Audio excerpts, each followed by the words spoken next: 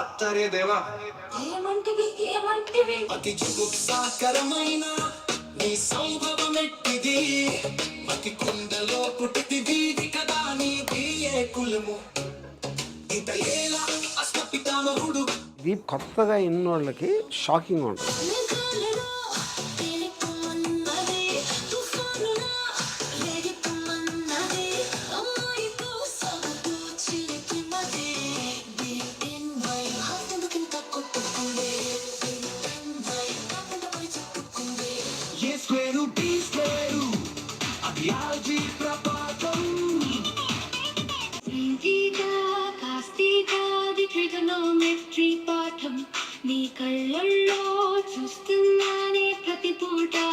స్వయంభూగా వస్తున్న ఈ న్యూయెస్ట్ మ్యూజిక్ డైరెక్టర్కి మ్యూజిక్ డైరెక్టర్ మీనింగ్ లేదు అసలు. ఇంకా ఇదే మ్యూజిక్ డైరెక్టర్ మీరు అంతే, చెప్తారు. ఇదే మ్యూజిక్ డైరెక్టర్. మీ దృష్టిలో అయితే మ్యూజిక్ ఇండస్ట్రీ పూర్తిగా చచ్చిపోతుందా? 100%.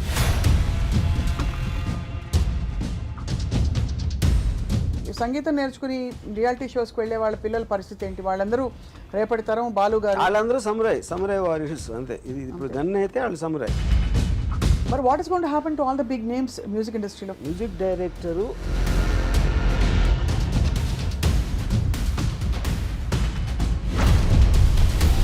ఫైనల్గా ఏం చేస్తుంది? ఇది ఆల్రెడీ సినిమా ఇండస్ట్రీలో వాడుతున్నారా? ఐఎమ్ షూర్ వాళ్ళు చెప్తా ఉండకపోవచ్చు. సో అయితే మీరు మొత్తం ఏఐతో రీప్లేస్ చేస్తారా మీ టీం? 100%. దొంగ మొహంది ఏ అంతేనా? కానీ I know ఏదైనా it sounds harsh, but it's a true reality. ఇవాళ మంచి రికార్డింగ్ పాడొచ్చానమ్మా, అవన్నీ ఆ రోజులన్నీ పోతాయి. అయిపోయింది. కాంబినేషన్ యాప్లో ఈ సాంగ్ వచ్చిన తర్వాత మళ్ళీ మీరు వేరే విజువల్ యాప్లో పెట్టి I want a beautiful girl to sing this song అని పెడితే అది వీడియో కూడా చేస్తుంది. అలా అదే మ్యూజిక్ వీడియో అదే పెట్టింది అక్కడ. మీకేం గుర్తొస్తుంది ఆర్జీవి గారి పాట ఈ టైంలో?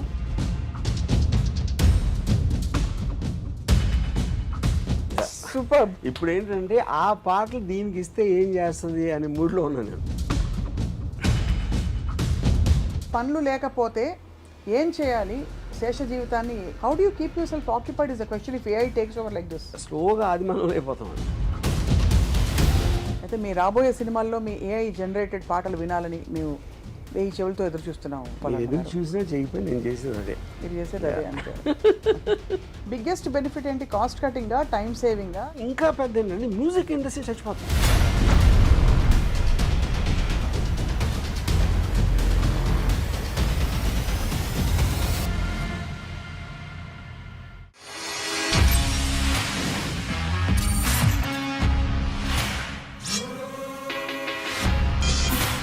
Hello and welcome to a very interesting episode of Ramoism. ఏ ఆస్తి కోల్పోయినా, ఎవరైనా దొంగలించినా కూడా తట్టుకోవచ్చు, కానీ మనలోని కళ, మన ఆలోచనలు, మన క్రియేటివిటీ కూడా చౌర్యానికి గురవుతున్నాయంటే తట్టుకోవడం చాలా కష్టం. ఇర్రీప్లేసబుల్ ఇది. అండ్ ఇది చేస్తున్నది ఎవరో కాదు, సాక్షాత్తు artificial intelligence. Let's talk more about this. Ram Gopal Varma గారు చాలా నిర్దిష్టమైన అభిప్రాయాలతో ఉన్నారు. వర్మ గారు, సో మీ ఆలోచనలు కూడా చౌర్యం కాబోతున్నాయి అనే థాట్ మీకు ఎలా ఇప్పుడు అనిపిస్తుంది? కళల్లో ఒక ఇంపార్టెంట్, చాలా పాపులర్ అండ్ ఇంపార్టెంట్, అందరి ఒక ఇంగ్రెయిన్ అయిపోయింది మ్యూజిక్. మ్యూజిక్ అనేది ఒక మనిషి కాకుండా, ఒక కళాకారుడు కాకుండా, మ్యూజిక్ డైరెక్టర్ కాకుండా ఎవరన్నా క్రియేట్ చేయగలుగుతారు, కృత్రిమంగా క్రియేట్ చేయొచ్చు అనేది మనకి ఆలోచించడానికి, ఊహించడానికి కూడా మనకి అసలు వీ డోంట్ నో. అది నేను హార్డ్లీ ఫ్యూ వీక్స్ బ్యాక్ నేను డిస్కవర్ చేశాను దీని గురించి. అంటే ఒక ఆల్మోస్ట్ మన జాదూ టోన్ అంటారు కదా. అవును. ఒక లిరిక్ ఇచ్చి పాట అంటే 15 సెకండ్లో పాట ఇచ్చేసి, అది బాగాలేదంటే ఇంకోటి ఇచ్చేసి, మిస్ నాకు ఈ టైప్లో కావాలి, ఫాస్ట్గా కావాలి, స్లోగా కావాలి, ఎలాంటి ఇది ఇచ్చినా పాట ఇచ్చేస్తాను. అది ఎలాగ పాసిబుల్ అంటే ఇప్పుడు singer voice, music, everything is generated artificially. So అప్పుడు నెక్స్ట్ ఏమవుతుందంటే, అంటే అప్పుడు ఏంటి, నేను ఒక మ్యూజిక్ డైరెక్టర్తో మాట్లాడితే తను ఏదో ఒక కాంపిటేటివ్ మ్యూజిక్ డైరెక్టర్ లాగా అని ఫీల్ అయ్యాడు. అంటే ఏఐ అది ఏదో మెషిన్ అండి, ఏదో చెత్త చెదారం వేస్తుంది.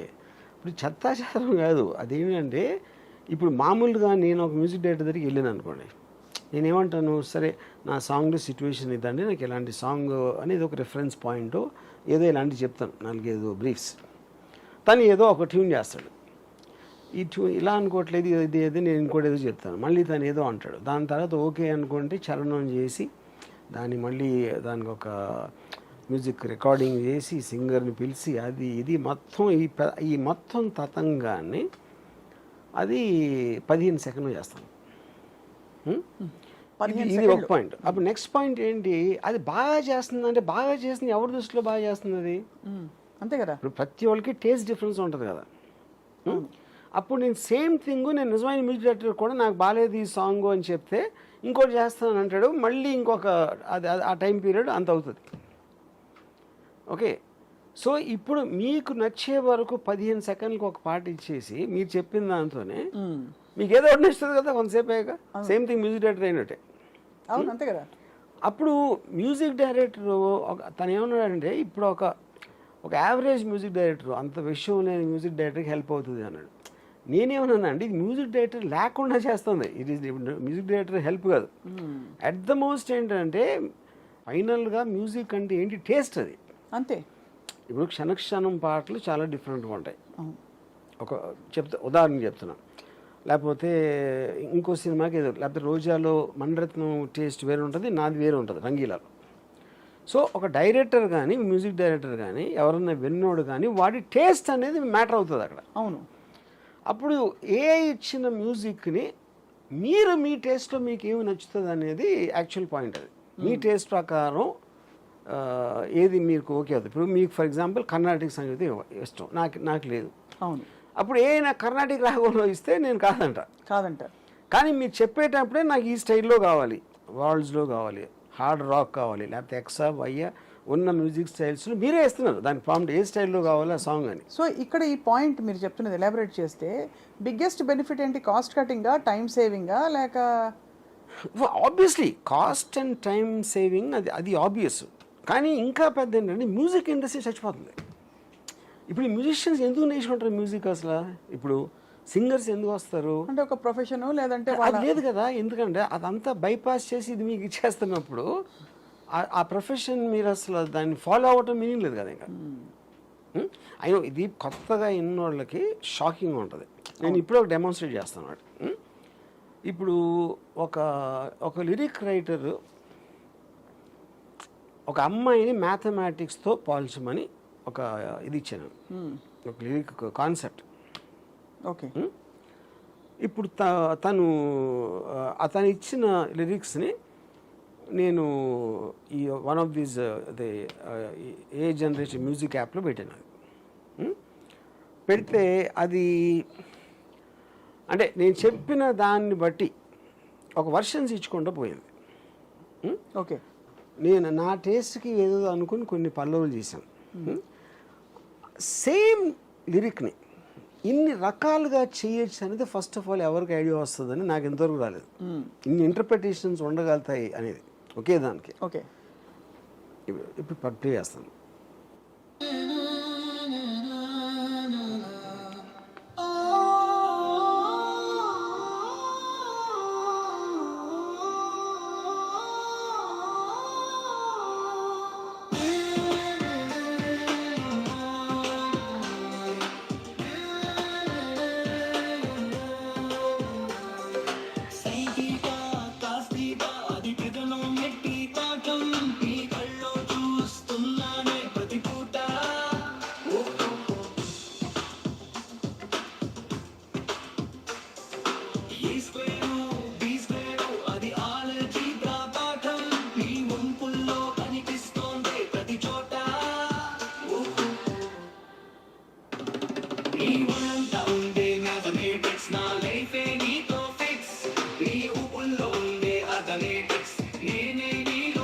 ఇదొకటి.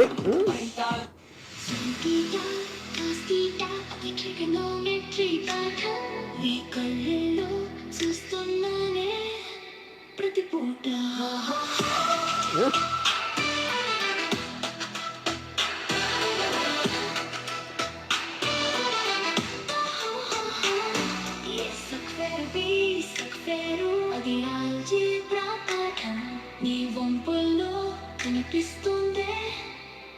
చోట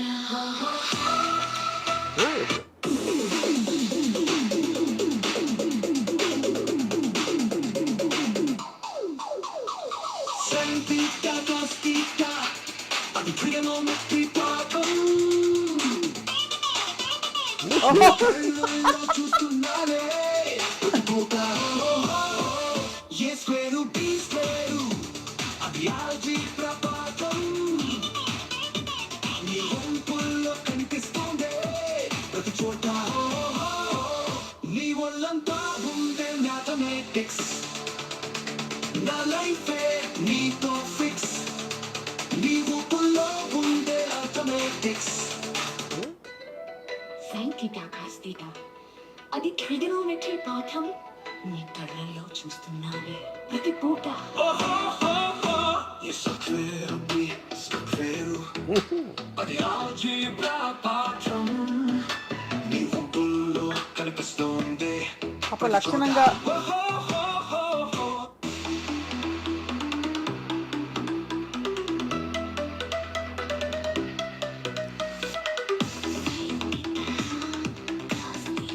ఛాన్స్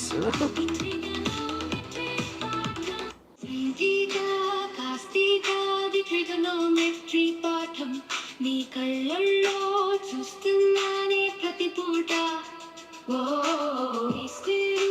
బి స్క్వేరు అది ఆల్జీబ్రా పాఠం నీ వంపుల్లో కనిపిస్తోందే ప్రతి చోట.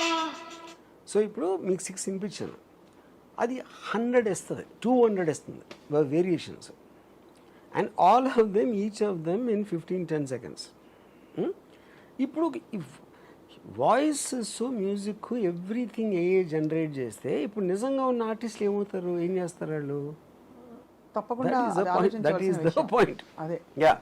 అంటే 10-15 సెకండ్లలో ఈ క్వాలిటీ అంటే ఒక ట్రాక్ ప్రొడ్యూస్ చేయడానికి మినిమం ముందు అసలు వాళ్ళ కళాత్మకత వాళ్ళ క్రియేటివిటీ అన్ని వచ్చేసరికి మినిమం 4 hours 2 గంటలైనా పడుతుంది. మీకు మొత్తం ప్రాసెస్ అంతా ఒక సాంగ్ ఇన్సెప్షన్ నుంచి ఫైనల్ ట్రాక్ రావడానికి 1 month పడుతుంది. 15 days to 1 month will be the time taken generally. కానీ సో ఇప్పుడు ఏమంటారు మీరు, అరే కదా ఏదేదో ఇచ్చారు, ఏదేదో కాదు, ఏదేదో ఇస్తాను కరెక్టే. ఇప్పుడు నేను ఉదాహరణకి నేను ఒకటి అనుకున్నా ఇది బాగుందని వచ్చిన ఇన్ని వర్షన్స్లో, నేను ఒక 10 మందికి వినిపిస్తే ఎవరెవరికి వేరే తెచ్చింది, ఎందుకంటే టేస్ట్ అందరిది ఒకటే ఉండదు కదా.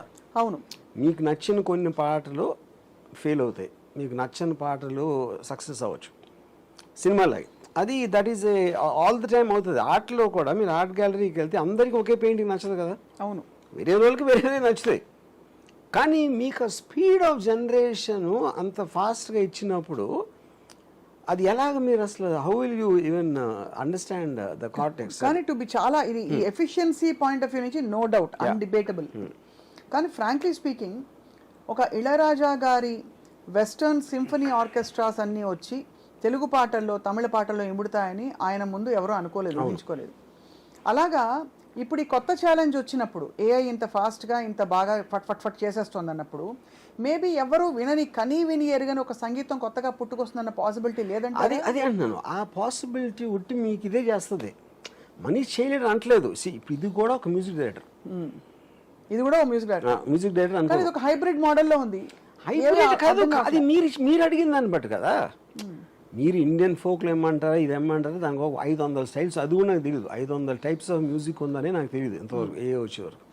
కానీ అప్పుడు మీరు ఇచ్చిన ప్రాంప్ట్ బట్టి చేస్తుంది, అది చేయట్లా. అవును, సపోజ్ మీరు ఇళయరాజా గారు లాంటి పాట కావాలంటే ఇస్తుందా, రాజా సార్ లాంటి పాట? I don't know if you can mention names, ఎందుకంటే that might come under copyright infringement. Sure about అదే ఇప్పుడు. కానీ ద పాయింట్ ఏంటంటే ఇది మ్యూజిక్ డైరెక్టర్ ఎలా ఆలోచిస్తారో అలా ఆలోచిస్తుంది. అవును, ఇప్పుడు ఇళయరాజా టైప్లో కావాలి అంటే ఇళయరాజా టైప్ ఏదో స్టైల్ ఉంటుంది కదా, దానికి ఏదో ఇండియన్ ఫోకో లేకపోతే ఏదో what ever Ilaiyaraaja uses, western classical అలాంటివి వాడతారు కానీ ఆయన. అప్పుడు మీరు ఇళయరాజా అనుకుంటే వెస్టర్న్ క్లాసికల్ అని ఉన్నది. ఇళయరాజా అనేది మీకు నచ్చిన పాటలు మీ మెమరీలో ఉన్నప్పుడు వచ్చిన లేబుల్ అది. That is not a musical language. అవును, అంటే ఇళయరాజా గారు కూడా చాలా టైప్స్ చేశారు కదా, ఒకే సైడ్ టైప్లో ఏం చేయలేదు. బట్ ఒక థీమ్ కనిపిస్తుంది, ఒక ఫ్లేవర్ కనిపిస్తుంది మోస్ట్లీ. కానీ నేను అదే అంటున్నా, అది టేస్ట్. ఇళయరాజా గారి టేస్ట్ తోటి మీరు అడిగిన టేస్ట్లోంచి వస్తుంది. Same thing happens here also. ఇప్పుడు దానికి టేస్ట్ లేదు. Artificial intelligence doesn't have a preferential music. అదేం చేస్తుంది, మీరు అడిగిన ప్రాంప్ట్కి మీకు ఓపిక ఉన్నన్ని వర్షన్లు 10 సెకండ్లు ఇచ్చేస్తూ ఉంటుంది.